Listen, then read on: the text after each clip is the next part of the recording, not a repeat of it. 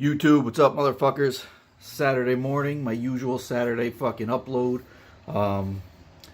Sort of sunny out today in Connecticut, but it's still fucking cold. And actually, the clouds are moving in again. So, what's today's video about? Today's video is going to be a little update on training, diet, how that's going.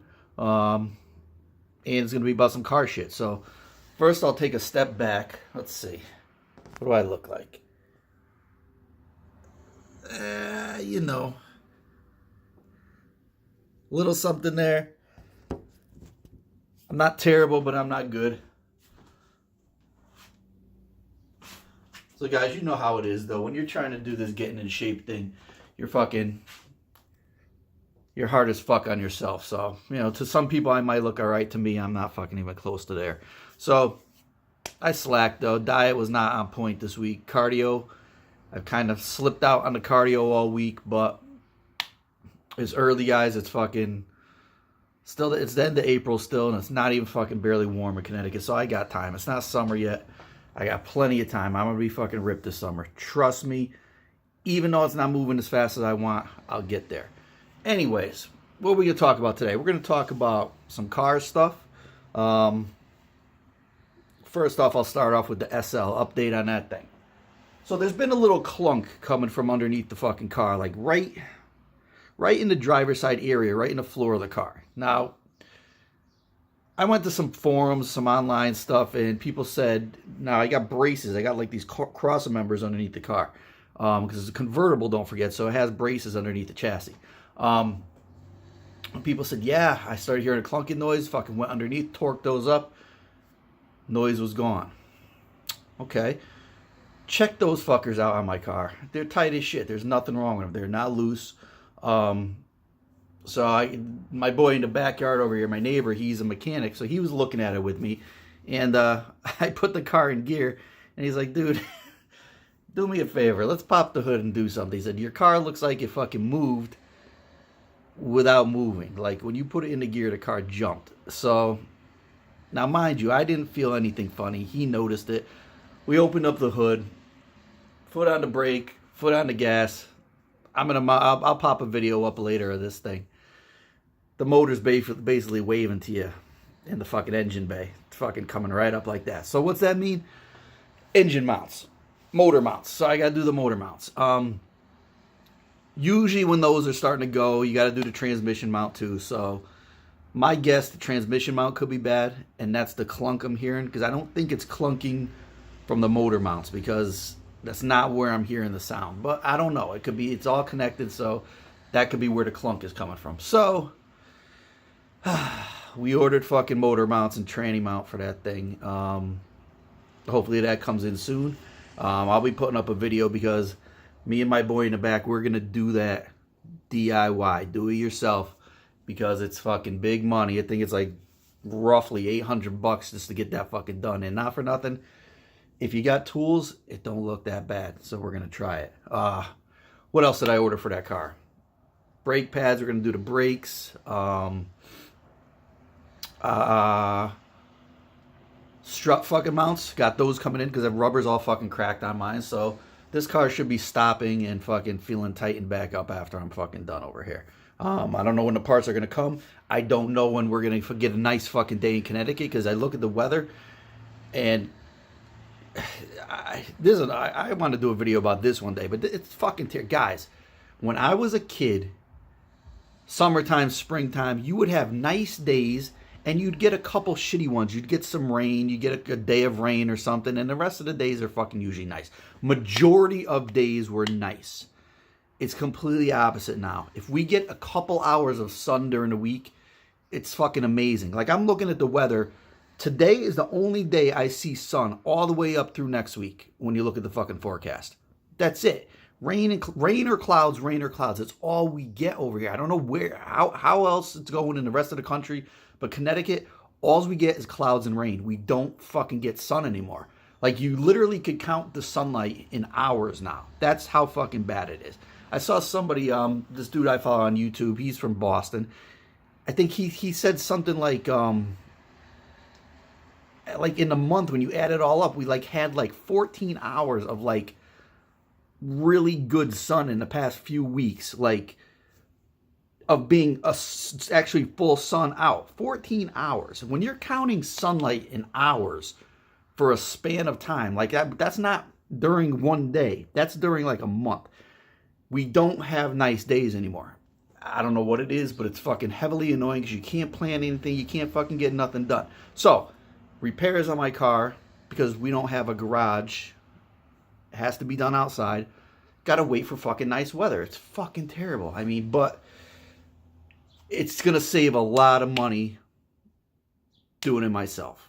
It's gonna save a ton of money because it's just, everything's so expensive. Plus, like I said, you guys know I have an AMG in the shop right now. I don't even know what's wrong with that yet. And that's going to cost money too. So that's where we're at with the SL. When all the parts come, when everything comes in, I'll take pictures of the parts. I'll do a quick video of all the parts. And of course, when we get to work on it, we'll be doing a little video of that too. So that being said, we're going to do an old school car story today. I don't think I ever did this car. I started doing my stories about what cars I've owned. So today is going to be about the Mercury Cougar. I had a 1986 Mercury Cougar, two-tone. I'll find a picture that looks like it and I'll post that up on my Instagram. Two-tone, gray and black. It was my mom's car. So this is the situation with that car. So I think at this point I had a Buick Riviera that ended up just needed too much done. So I needed a new car. Plus I was young at the time. I needed to look a little fucking, need my shit to look clean. I need my shit to look tight, you know? So my mom had a Mercury Cougar, 1986 Mercury Cougar. Had a digital dash, very clean car. It was only like, I want to say there might have been like 30-something thousand miles on this car at this point. Maybe 40, I don't know, I'm not sure. But the car was nice. So I had to do something for her one day. I popped the hood. I didn't know this, right? I popped the hood. Lo and behold, what's underneath the hood? There's a 5-liter fucking V8 in this fucking thing, right? So I'm like, immediately, I'm like, oh shit, I didn't even know this. I didn't even know it was a fucking 5-liter. Don't forget, guys, this is back when the fucking Fox body Mustangs were in fucking style. Everybody loved the 5 liters. Easy to build power, easy to fucking, you know, do shit to. So she was talking about getting a new car. So it's another situation of, I'm going to buy her hand-me-down, basically. So that's what happened. She ended up getting a Cadillac Eldorado, I think. I think that was an 89 Cadillac Eldorado. I drove that car. That was a smooth car, too. I'll talk about that at some point. But yeah, so this was the thing. I didn't have any cash money. Of course, you know, she's not going to cut me any slack because it's just how my fucking parents were. They weren't going to, like, let me have the car. So what I had to do was go to my boss at the time. Now, I was working a job. This sounds like a shitty job, but actually for back in the day, I was getting paid pretty good. I used to sort cans. Like, people would return their bottles and cans to this place, and you'd sort them out. You'd count them, sort them out. You pay the people their fucking nickel for their bottles and cans. But we'd have to sort them out, put them to each company, Pepsi, Coke, Budweiser, Miller, whoever the company was, whoever the distributor was, you had to sort everything out into that, and they would come pick it up, and you'd get money. How that worked, I don't know if you guys know this or not, is that, so you pay everybody a nickel for the can. But what happens is, if you're owning one of these places and you do it, the distributors, the companies are actually paying our guy, you're getting 7 cents a bottle. So you're making 2 cents on every fucking can. Doesn't sound like much, but when you have thousands and thousands of fucking bottles and cans coming in, you made money. So there was a little cheats involved with some of that stuff too. I won't talk about, but yes, that's what I did for a while. So my boss at the time says, I'll pay for the car for you, because he wanted me obviously to get into work. I'll pay for the car, give the money to your mom, and you work it off. You pay me back. You pay me some money every week, and blah blah blah. Sounds like a good deal to me. I think we ended up settling at like $3,500. I think she wanted for the car, which was good because this car was a low mile car. So let's see. Back then, the car was an 86. And this was probably like 1993. So the car was what, about 7 years old, but had low miles. It was a very clean car. There's nothing wrong with it. Cool. So I would pay my boss every week. So the story with that was, we were short-handed at the time, and we had a big fucking load came in. Tons of fucking bottles, tubs. I'm talking tubs and tubs and tubs of shit, right? We needed to get the place cleaned out. It was starting to get to the point where it was hectic. There was too much shit in the warehouse. We had no room, so it had to be fucking sorted fast and get the fuck out. So one night, he says to me, Jay, he goes, do you want to work a little late? He goes, I need to get this stuff done. And I think there was like 3 or 4 large, I'm talking bins like the size of like small dumpster size almost. They're not that big, but they were pretty fucking big and deep. He needed to get this shit fucking sorted fast because we were running out of room. And I kind of didn't want to stay. I had something to do. My boss says to me, listen, if you get this done now, at this point, let's just call it, let's say I was halfway through paying the car off with him. I don't know, it was halfway, a quarter way, a third of the way, but I was not done paying the car off, right? So he says to me, you stay and you get this shit done tonight.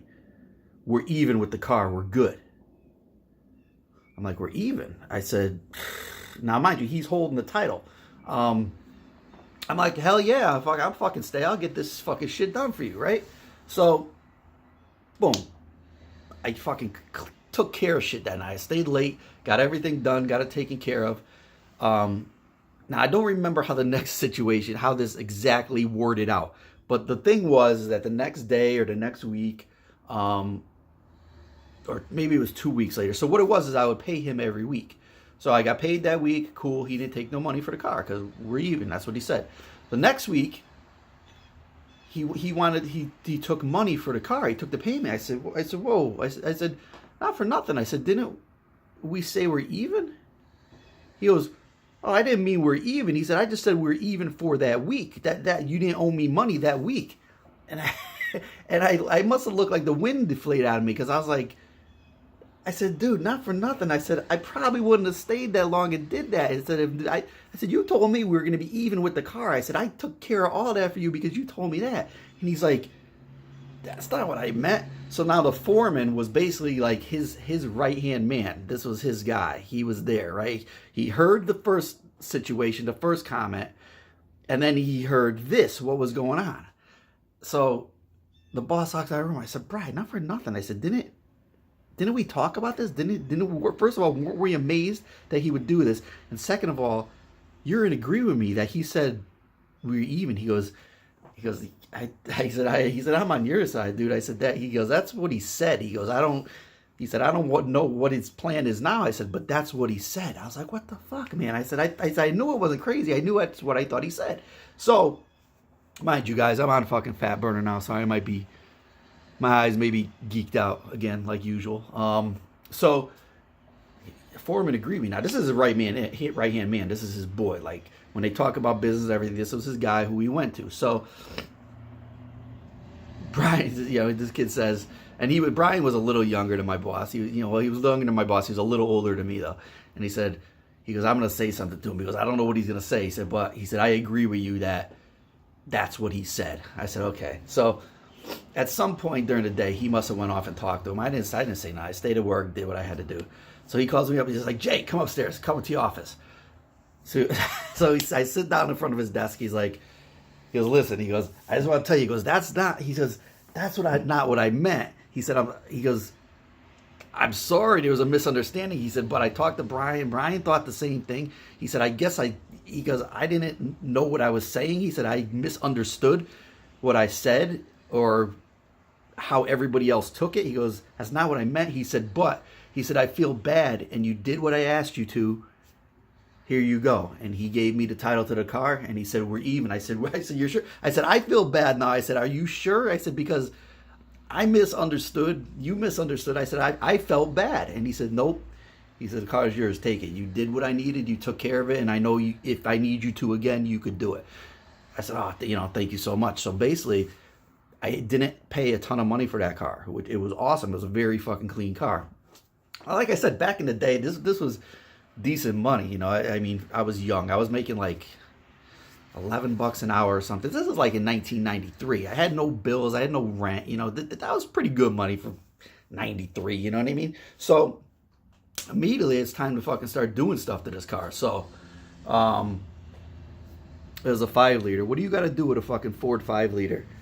You got to put Flowmasters on it. So that was one of the first things I did. I brought it to this place, which I noticed is on my Instagram now. It's been years since I've even known anything about this place, but Genetti Racing was in they're in Waterbury. I dropped the car off, but come to find out something about the layout of the chassis of that car, because there was a single exhaust on that car, so I wanted dual Flowmasters coming off that bitch. I want fucking rumbles. They couldn't do duals. Something about where everything was placed underneath that car. I don't know if it was fuel lines, brake lines, something was in the way that it wasn't possible to do. So they ended up doing a fucking, I believe they did full 2.5-inch exhaust back with one single Flowmaster. But guys, the car still sounded fucking mean. People were surprised as fuck. Now what else? Car was lowered, of course. Anytime I have a car that I play with, I like to lower it. I just like lowered cars. To me, just have a stance. They look good. So I put springs in. I put aftermarket springs in that thing, and it looked fucking awesome. Oh, by the way, when we did the springs in that car, I had this little gimmick when I first got the car, because the suspension, I guess, was going a little bit. The springs were going a little bit in the front before I swapped them out. I'm going to explain the year to you guys again, 1993, 92, 93, whatever it was. What was big? Dr. Dre, the Hydros, all the fucking hydraulic lowrider cars in California. Everybody's cars were hopping. So I was able to get this fucking Cougar to come off the ground, braking and gassing it. I can get the car to bounce. It was fucking crazy. It's not fucking good for the car, but I was able to get the car off the ground an inch or so. For some reason, when it hit and you gassed it again, it catapulted itself back up. The car would come off the ground. So I used to do that every time somebody, you know, when you're young, you just hang out in parking lots and shit. So I would hop my car over to the parking lot, right? So anyways, when it came time to do those springs, the stock ones were fucking broke. One of the springs was cracked because I was fucking bouncing that car all over the place. So anyway, so that dropped the car like 1.5 to 2 inches. And it looked fucking, I remember that was the first lowered car I ever drove, because my cousin did that and he was out in Bridgeport and I had to drive on the highway home with factory steel wheels. The car was lowered. Man, but just the way that felt, that bounce, that lowered car bounce, I liked that, man. It handled a lot better. It felt cool and it looked cool.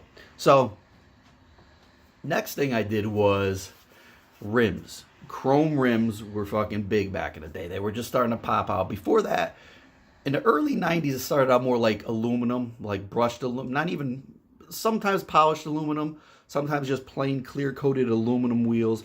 That's what was going on back in the day. Then chrome started popping out. Chrome wheels became big. So I ended up getting some chrome hammers. If you know what hammer rims look like, they're kind of almost reminiscent of the AMG fucking monoblock wheels. But chrome. So I put those on the car, but first go around, the tires were too big.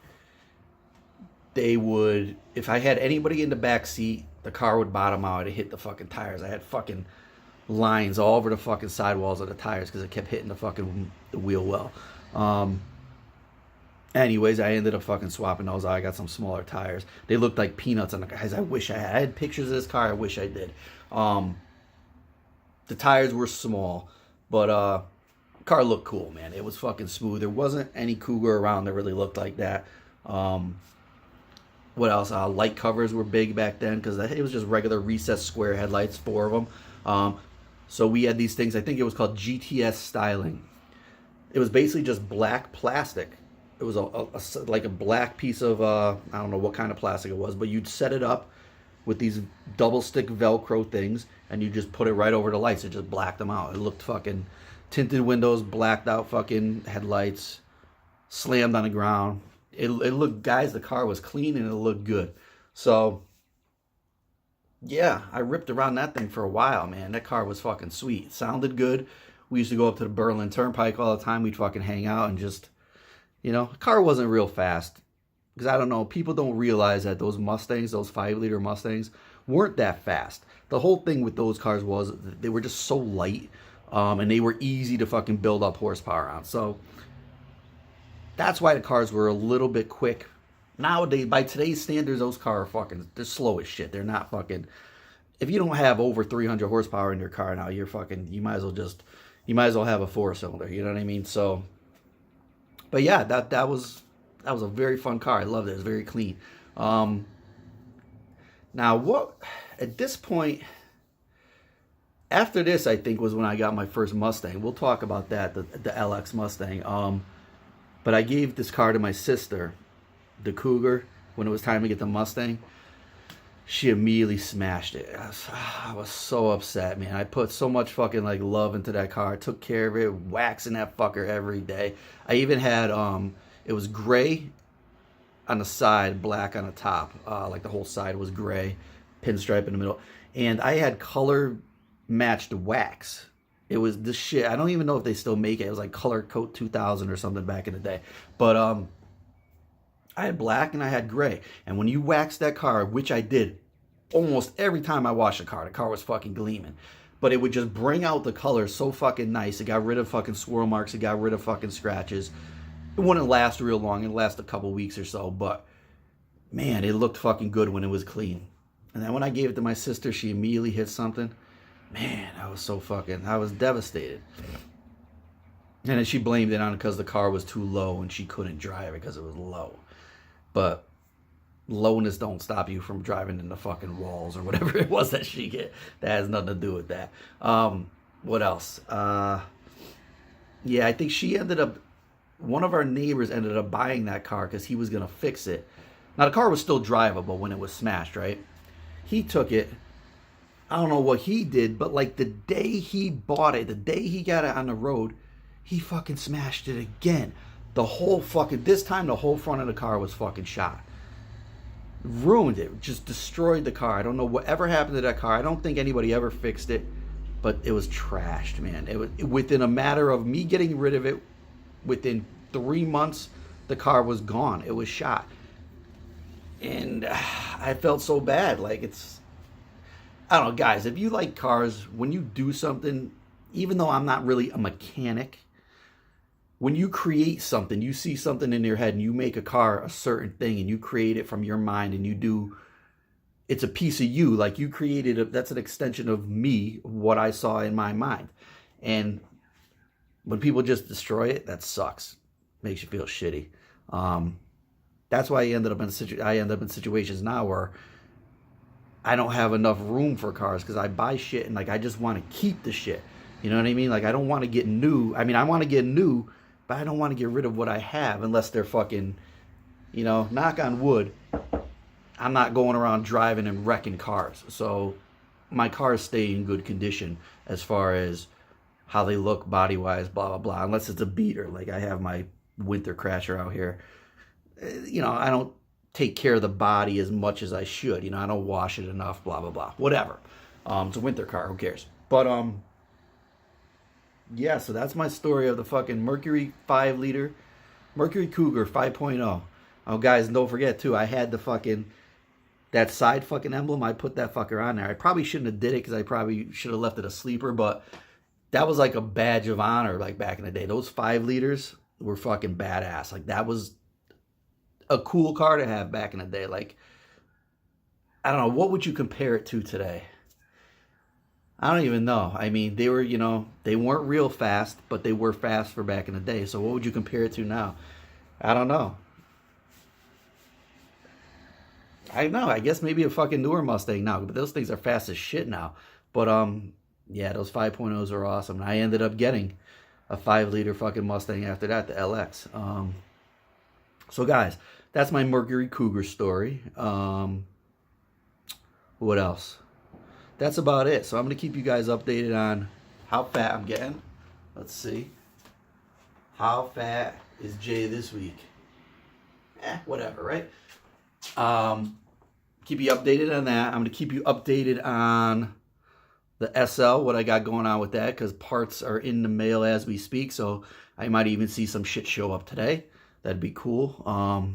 We'll be doing videos on that. So guys, like, share, subscribe. Happy fucking Saturday. It's fucking terrible, guys, because I'm looking out and it's supposed to be sunny today, and it was sunny for a little while, but right now it just completely turned to fucking dark clouds again.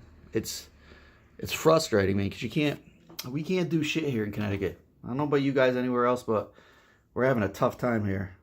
My driveway, I would call it my parking lot, because we have a big fucking... Here, let me flip this around real quick. This is what we're looking at. Like, we have... That's where I park my car, but our parking lot goes all the way to the fucking back over here. And it's just... Guys, it's just fucking... It's just mud. It's wet. It's mud. It doesn't ever fucking dry up out there now. It's fucking rough. So, Mother Nature, if you're watching this video, please work with us, help us out. We got cars to work on. Happy Saturday, guys. I'll talk to you guys again soon. I might pop something up later on my Instagram. So follow my Instagram at AlphaEuro2018.